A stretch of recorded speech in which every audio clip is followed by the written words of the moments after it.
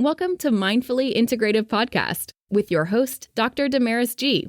Mindfully Integrative is a podcast discussing ways toward mindfully incorporating integrative health into our lives. This podcast will have informative resources, fun topics, interviews, and discussions relatable for today with a true mindful perspective in a mind-body, holistic life approach.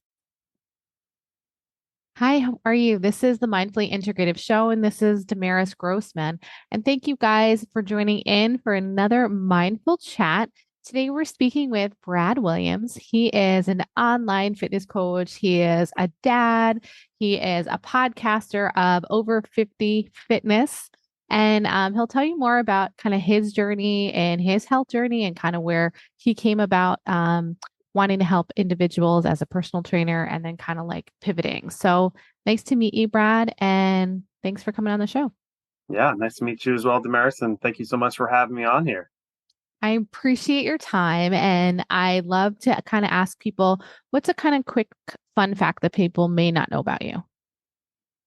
I'm a big barbecue connoisseur and I like to, do long cooks and smoking. So I've actually got 3 grills on my deck right now, charcoal grill, a smoking charcoal grill, big one, and then an electric smoker. And actually got a beef chuck that's been going for 10 hours right now too. Oh my gosh. Wow. Oh, so it's like a whole thing. Like you have like certain kind of wood and all that. Oh yeah, I use several different types of woods, and then there's a whole process of wrapping it with butcher paper at a certain point. It's like done this for so long, and you just keep finding like new ways to get it to fall apart and all that kind of stuff. So yeah, you wouldn't want me to cook it. You wouldn't want me to, like, nope, not my forte, but I'll definitely eat it. Yeah. What's your favorite thing to cook? Just kind of depends on the mood. Just like my top favorites, it's the hardest one, a brisket, like a beef brisket. God, It's so temperamental. Okay. But it does come out amazing. And then ribeyes, steaks, and then tri-tips. Here on the West Coast, we're all about tri-tip steaks, and the East Coast all make fun of us for it. But man, I just love the texture, the taste of it, and everything. Oh, I wouldn't even know. I probably never had it. Mostly beef products, as you can imagine. The 3 tops I just had. Oh, that's okay. I was like, I probably never had it, but that's pretty cool. Do you have any sauces that you like?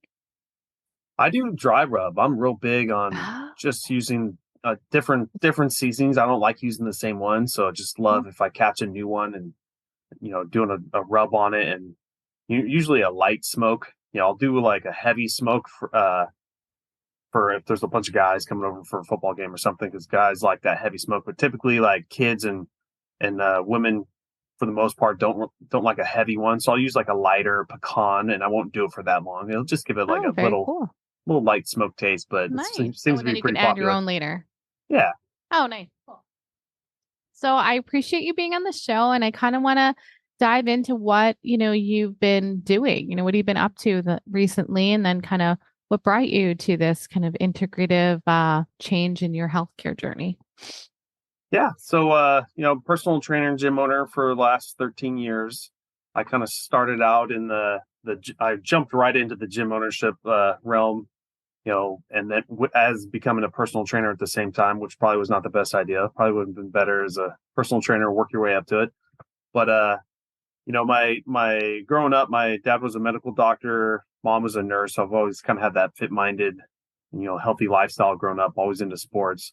So, figuring out what to do after college, I was a business major and just, realized this was my passion. I really liked this. I liked helping people, got certified. I was helping people at my last job before I jumped into the gym owner experience, and knew that's what I wanted to do. So for the last 13 years, just a rough ride of doing business in California. And I had some investors that jumped in with me, and we got up to 3 gyms, and it's just so competitive here in Orange County that eventually eventually consolidated back down to 1 gym, which is just way better for stress, and just you'll focus all your attention on one spot. And then started doing more of the online training, kind of dabbled into podcasting. My podcast is Over 40 Fitness Hacks because, as a trainer, recently I'm 42, but when I started my show, I was 40. And all my clients, my whole career have been in that, 40 to 65 range, male and female. So it's just kind of my expertise and passion of helping people. And then lo and behold, I get to it. I'm like, oh my God, it is hard to, keep the weight off and stay energetic and motivated. Got a kid now and a family and responsibilities, and it just gets harder. But I'm that personal trainer that refuses to give up. And that's kind of the theme of my show and my practice is, I'm just going to keep going, finding the best ways. And not everyone, fits in the profile of certain diets or certain training systems, and that's okay because I know all of them. So we'll find something for each person, and I'm real passionate, finding it's like a puzzle. So that's cool. Yeah. Yeah, you're so right because I feel like everybody has a different view or different thing, but you never know what something might work for somebody, but may not work for that another. Yeah. And, besides what their beliefs are, it's just our bodies are different too. Genetics, body chemistry, digestive, how our digestive tract works. So it's all different. So it's just like a puzzle. You just got to find something that works for you. And also what makes you feel good. That's the most important to me and my clients is finding something that makes you feel good. That's more longer lasting and building better habits. What did you find for yourself? Like when you were in your career, what did you have to change like now and for 40-year-olds and up, or was it just a different way, or what was it that you really found was your techniques for some of these individuals? So for me, I within 4.5 years ago, I actually had kind of an accident moving heavy equipment. I've never hurt myself in training in any way, shape, or form, but I was a gym owner, so I was the bookkeeper, the bathroom cleaner, the marketing guy, the website guy, everything. And so I'd have to move my own stuff. And just one day, just tripped while holding a 40-pound rack and lunged out, caught myself, which I pride myself on my balance because we like practicing that. And but not to hold on to the 40-pound rack. So such a violent motion and a catch, and I didn't let go. That blew out my L5S1 disc. Oh, and goodness. Then I knew that you're not so indestructible, and the aging process makes everything a little tougher.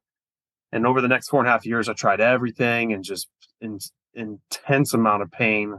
I'm sure you've dealt with people with sciatic issues, and mine was really bad. Like eventually had to go the surgeon route because chiropractic and physical therapy, it wasn't going to be the end game, and I had to get out of that pain. So did that. Felt like $1 million, slowly got back into what I was doing. And 1.5 years later, it came back again. It herniated again.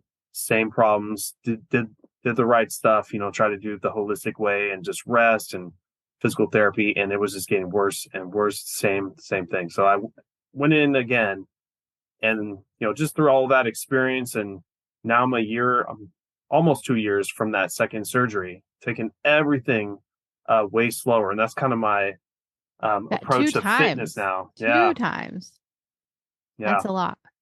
And so that's my approach now is just there's enough time in the rest of your life to just take it slow. I don't need to build this body back to where I had it, that fast, that quickly.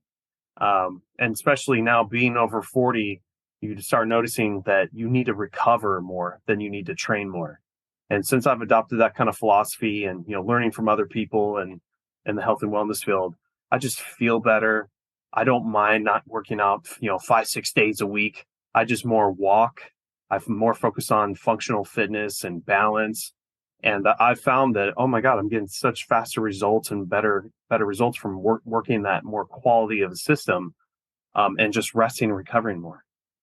That's awesome. Yeah, no, it's a different way of practicing. I mean, I I'm big on the mindfulness, obviously, in this podcast, but yeah, it's a definite way of changing. And even when you were younger, it probably was helpful, but we probably just didn't realize it at that time, That, and you just have so much hormones pumping through you. And I do miss, that everyone does their 20s where I was just an absolute monster in the training and athletic performance and sports. And just, now that that's passed, I'm okay with it, but I still have my memories of it and everything. But now it's more of the long game and making sure that you're functionally fit.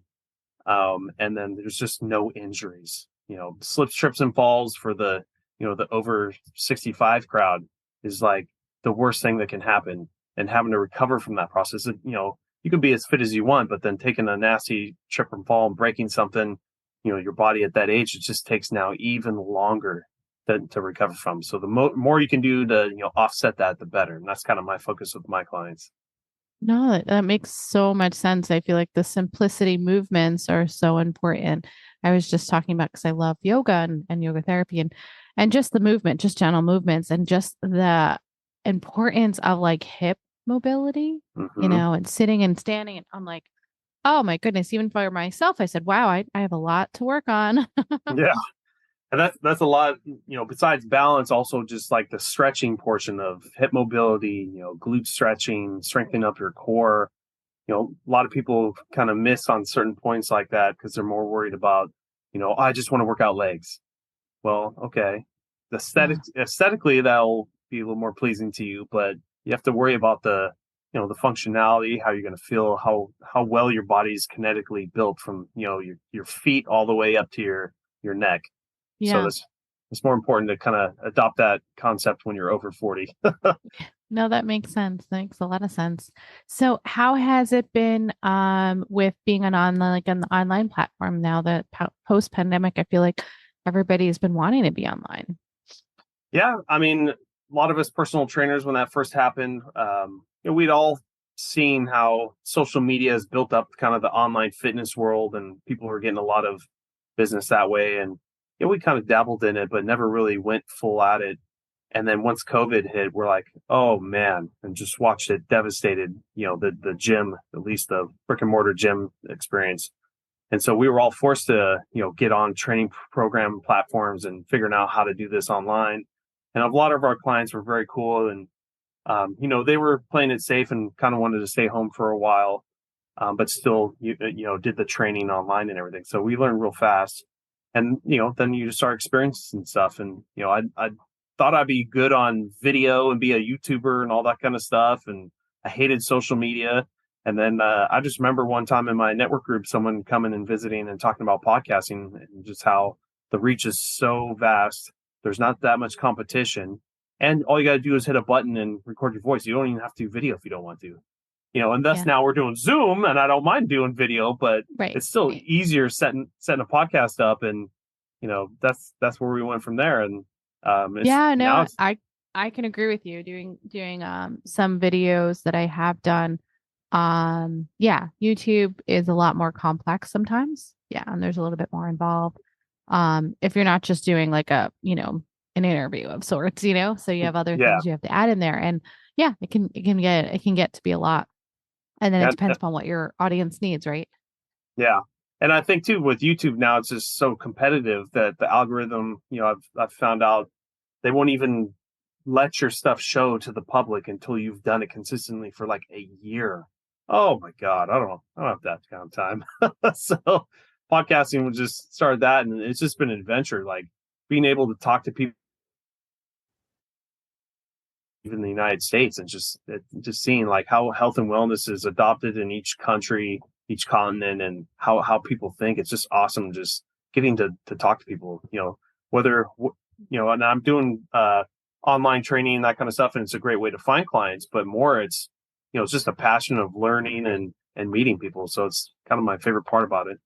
That's really great. And you do an online coaching also. So you do your personal training and you also coach individuals too. Yeah, so I have a personal training program if people need that, but I also just have a coaching program. We'll just use Zoom and just talk to the client, and not everything is about how much weight you can lift and how many reps you can do. So I'd more rather do the coaching just at least to start with someone, just to get over the general concepts of how they should be thinking about their diet or what kind of stuff they should be doing, especially for over 40s, my niche. Yeah, and then if they need something, I've got software for training programs and that kind of stuff. That's great. So, now how have you been feeling this past 6 months to a year with everything, like these clients, like just yourself post pandemic, has it been a big transition lately, or just been doing more and more online, or just like for yourself, have you done anything differently? Yeah, I think, even once, like for doing the personal training, in the gyms, everything started coming back. They, for California, it took, a little bit longer. But in my field with my clients, the 50 to 65 age, a lot of them didn't even come back after even within the first year of them letting people come back. Oh, goodness. Versus like the boot camp gyms were more of the targeted towards the 20-year-olds because it was a lot cheaper. They go in masses, do the big group training. So it almost kind of just said, okay, well, it looks like this might last a little longer. And I kind of just steered away from the brick and mortar and just focused more of my attention online. That's and great. I see the potential of just helping more people, finding more of that niche, the over 40 struggling with the aging process is kind of my thing. And I still work at the gym now, but I only work there for 2 days max now. No, that's great. And now you kind of have like this whole other realm. I just feel like you can help so many people in a big reach. And now it's just, you're like now putting, I don't know, just even the podcast itself is so helpful because I think people need the education. Yeah. And I mean hence why I started mine, in an integrative health space. So I completely get that. What would you like to share? Anything inspired you recently, or anyone that had inspired you to kind of get to where you're at, like either in this coaching or mindset space? Yeah, just part of the coolest thing about being the gym owner over the last 10 years was, getting to meet all these different personal trainers and just all their different styles. I mean, you can get certified in anything you want, but just life experience is also huge. And, I got to absorb that because I got to meet them and train with all these people. And now that I'm doing the online stuff, not just in the personal training world, but chiropractors, doctors, naturopaths, and just, nurses like yourself. It's just, getting different perspectives on stuff. And just, it's more of an educational system too for me, that just absorbing all that way it can help my clients even better. So one particular one, I started listening to another podcast and just learning, the benefits of, I don't know what you think about it, but just simple fasting, just as simple as like just doing intermittent fasting, just taking whatever diet you're on and just crunching it a little bit tighter in a tighter window. Yeah. And so just like, it totally works. Yeah. So the research shows, it varies on obviously age, but obviously in your 40 and above, the research is 10 to 12 hours is recommended on the women's side, right? So women 10 to 12, 14 to 16 would only be recommended like once a week or every other week. And men can actually do the 16-hour more often, 2 to 3 days a week, but every day wouldn't be recommended for either one. Yeah. But intermittent fasting is at least 10 to 12 hours. Yeah.